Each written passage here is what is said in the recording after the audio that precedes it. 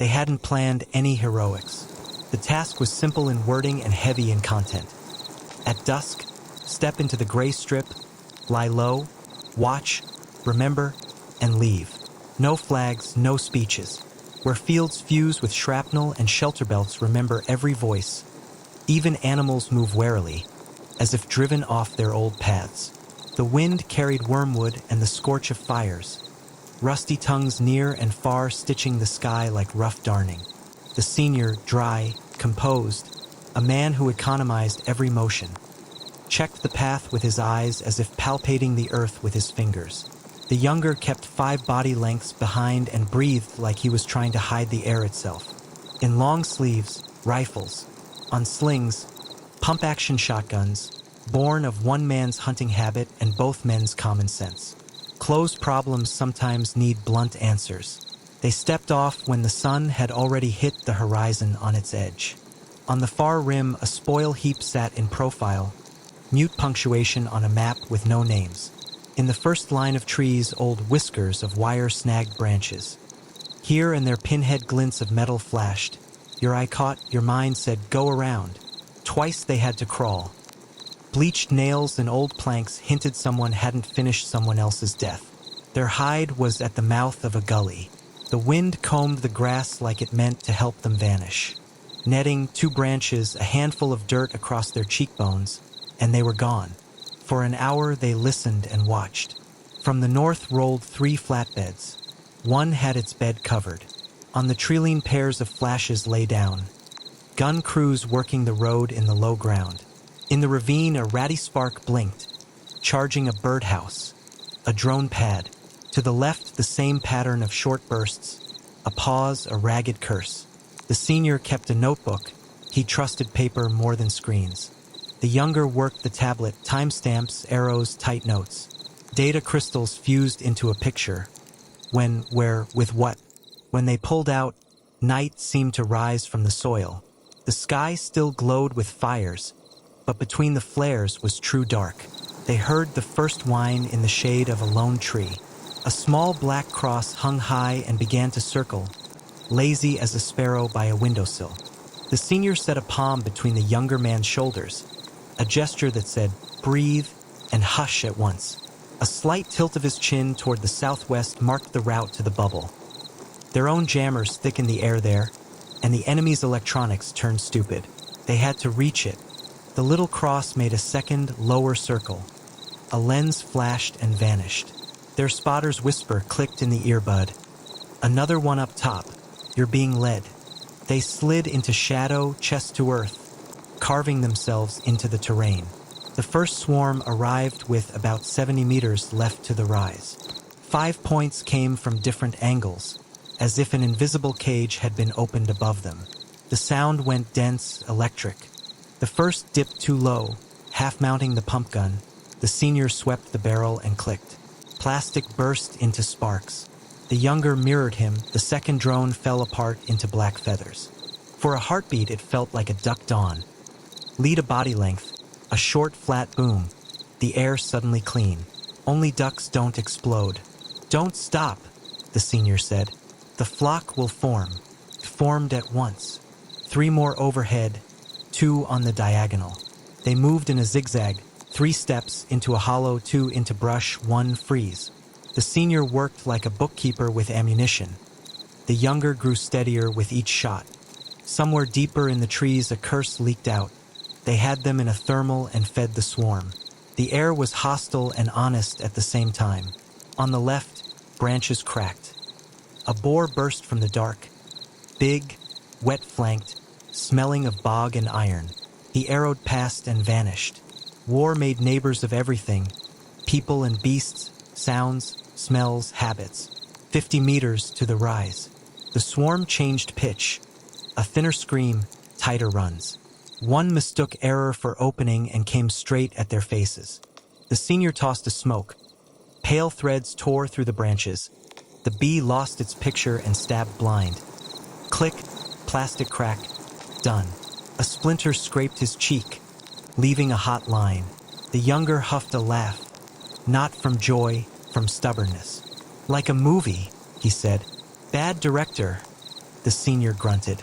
No budget. They dropped into a shallow runnel narrow as a palm. Dark clung to the bottom. Right there, a quick, swallow-fast drone pecked the ground near the younger man's boot, skipped, and struck his thigh. The world rocked. The air's door slammed. Light and emptiness flooded his eyes. His leg turned into a foreign part, hot and heavy. The senior didn't ask. He hooked the younger's rig and hauled him in, slinging the pump to the strap.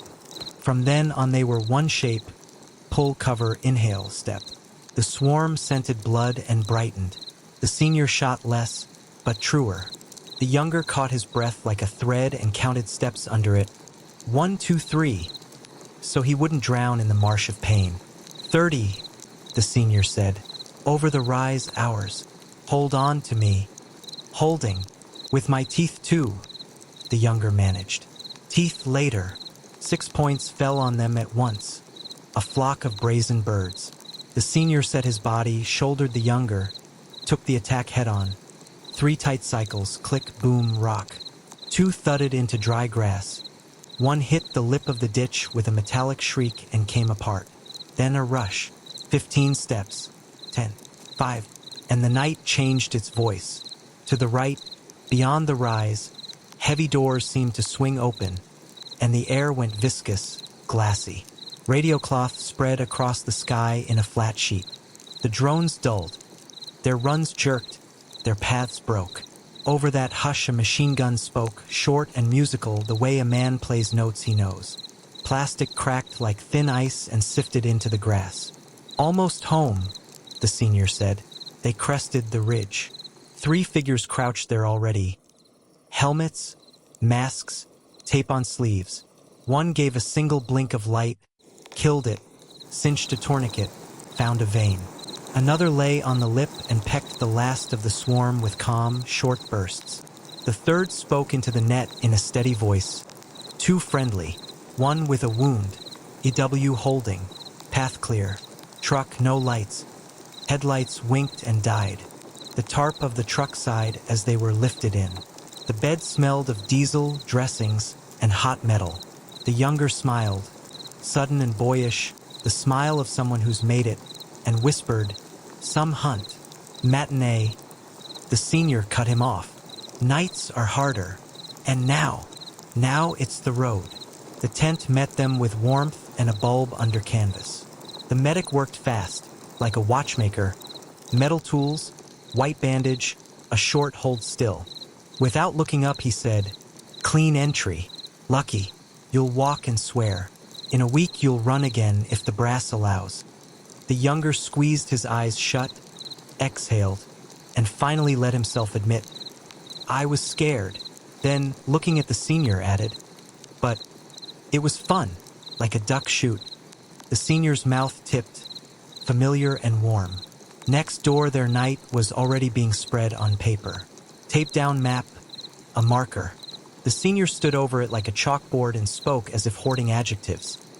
Time, direction, pattern of movement, numbers, attack heights, the drone charging point. The officer marked. Bubble settled into the legend like a proper noun.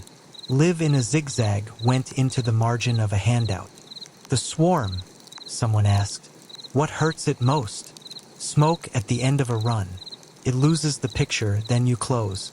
7 or 7.5 shot works. And don't fight in a straight line, the senior said. Don't fight in a straight line, they repeated. Got it. The younger listened from a folding chair's backrest. Pain had stopped being the headline. Useful pieces moved in his head. Where the resupply came from, how they liked to place a paired gun at the treeline, where they tucked the charger for the birds when the watch changed.